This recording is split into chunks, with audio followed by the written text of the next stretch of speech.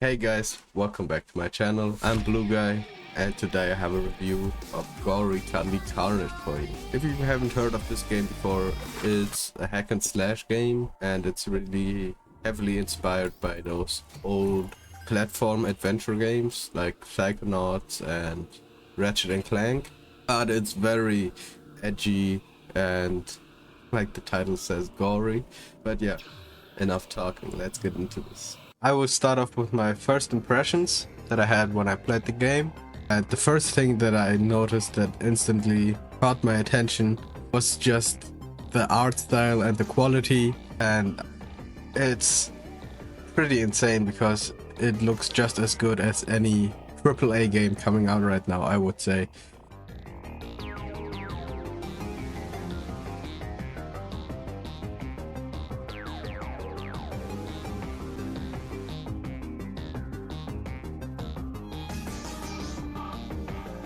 The humor is definitely like an integral part of the game. It's basically in everything. The world, the character design, the story, everything is kind of based on the humor of the game. And if you don't like the humor, I don't think you will have a good time with this game, because everything builds on that. The title alone should give you a good idea about what kind of game this is and what you should expect. So yeah, I'll just list all of the positive things I have to say about the game and then all the negative things, and I will explain my reasoning for each thing when I get to it. First off, it's the art style and graphics. I absolutely love how this game looks. It's super pretty and has a very unique design.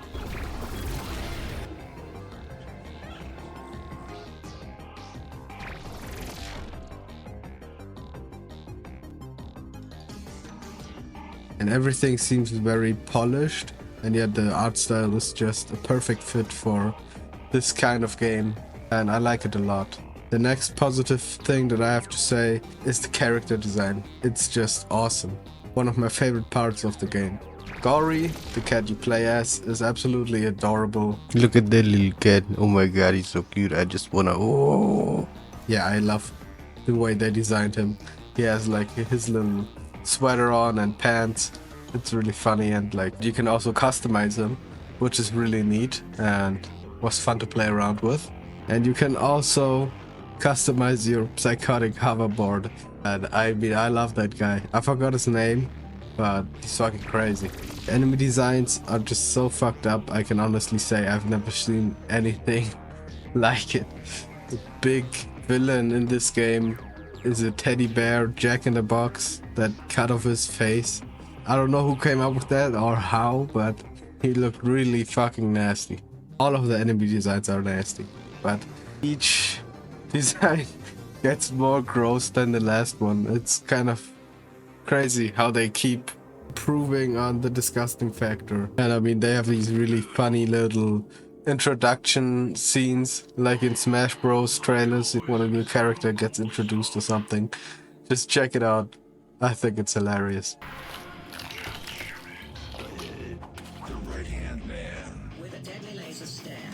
Who came up with these things, man?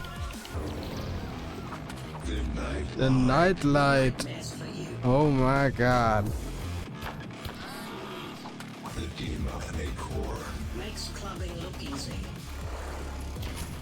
Oh yeah, and on a little last side note on the character designs, you can also dismember almost every enemy, which is really well done. No like clipping or weird anything.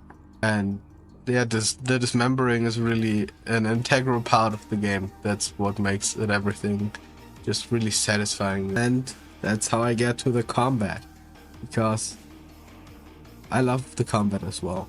It reminded me a little bit of Devil May Cry, and in the way that you're just encouraged to slaughter everything in your path in the most stylish way possible, and just over the top way to murder them.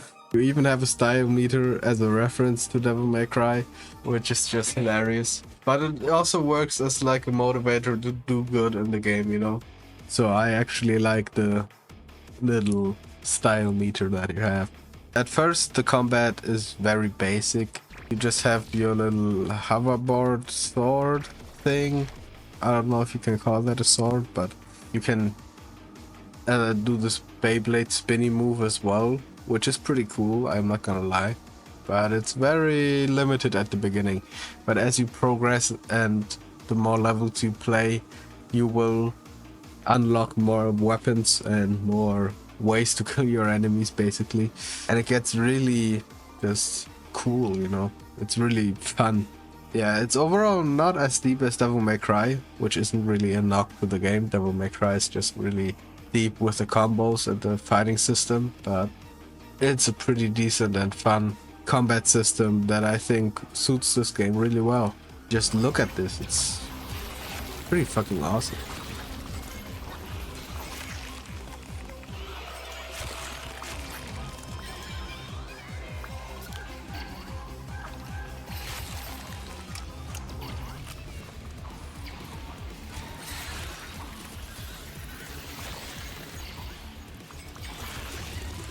So after the combat, we get to the level design, and I mean the level design is something really psychedelic, something that you would find in like a PS1 or N64 game, just very out of place and abstract levels, but they look really cool and have really nice concepts behind them.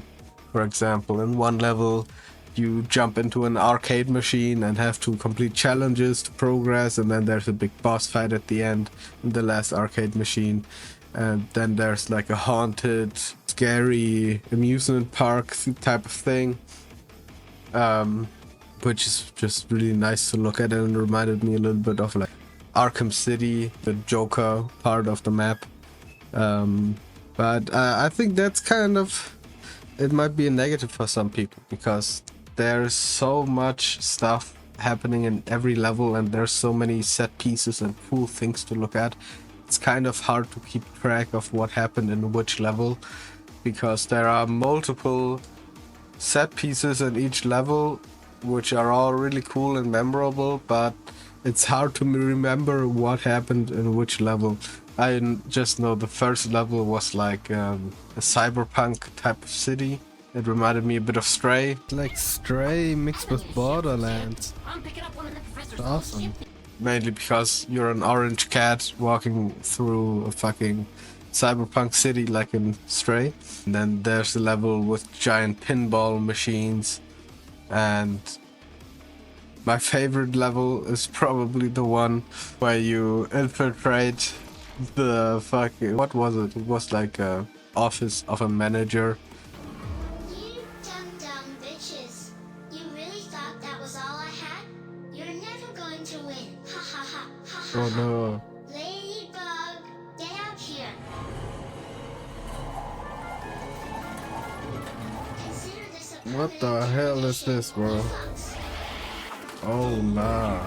Like in SpongeBob, you know, Karen, that big computer screen, that's basically the manager, and he has like a little kid voice, and at the beginning he tries to be friendly with you, tries to make friends with you. Well. The manager. The regular night old. Look what the cat dragged in. Hey! I'm the one who drags him around! Huh. But hey, welcome to my crib, guys. This is where all the grown-up business goes down, if you know what I mean. Hee. I'm like the manager of this factory, so I'm a pretty big deal, actually. Bet you guys haven't managed anything before. Wow, the manager? Can you tell us how to open the door? Hey pal, the stuff in here is pretty off limits. Only really important dudes can access it. So, I can, but you guys, not so much. But I like you guys, so you can hang out here instead. This is my office. Pretty rad, huh?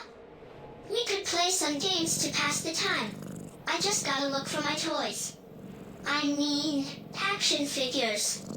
Don't go anywhere.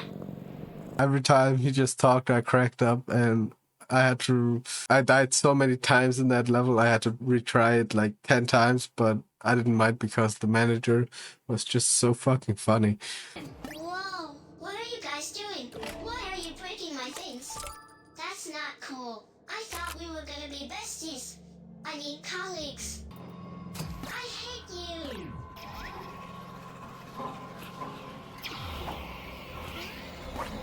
Hey guys, I want to apologize. You were really childish in there, but I'm a reasonable manager. So as long as you stay in this room, I won't punish you. Sure, kid. We'll stay right here.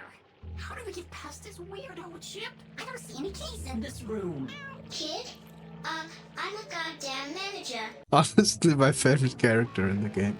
But yeah, the variety in the level design is insane, and every level is almost like its own little game because they're so unique and have these crazy concepts behind them. It's really fun to play.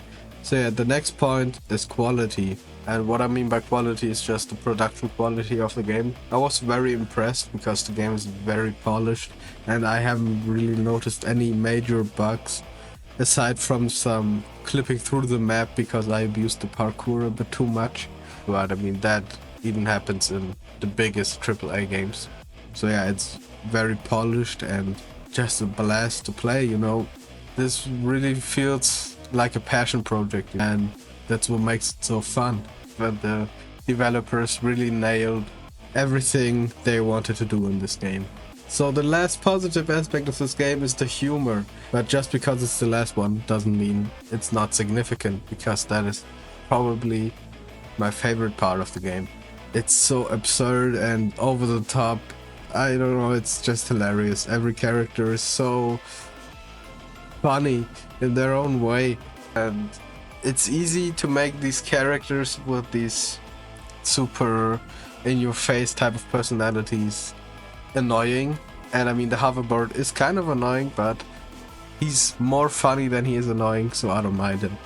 And that's basically everyone in this game. They all have something obnoxious about them, but they're just too funny to get annoyed. You know? I don't know, it's really one of a kind, and I love the humor in it because that's what the game is about, basically. You notice it in every aspect of the game, and it's really just, if you dig the humor, this game is a 10 out of 10, honestly. In my opinion, it's a 10 out of 10. I completely love this game and I absolutely recommend that you play it and try it out. It's on Steam for $17 right now and you can play the demo before buying it, so definitely check it out if you're interested. It's an awesome game and I think developers like that should be rewarded for their hard work, because these are honestly the types of games that we need. You know, these passion projects with great quality. And I hope this game is successful enough for a spin-off or a sequel. That would be really awesome. So yeah, thank you for watching and I'll catch you guys in the next video. Thanks.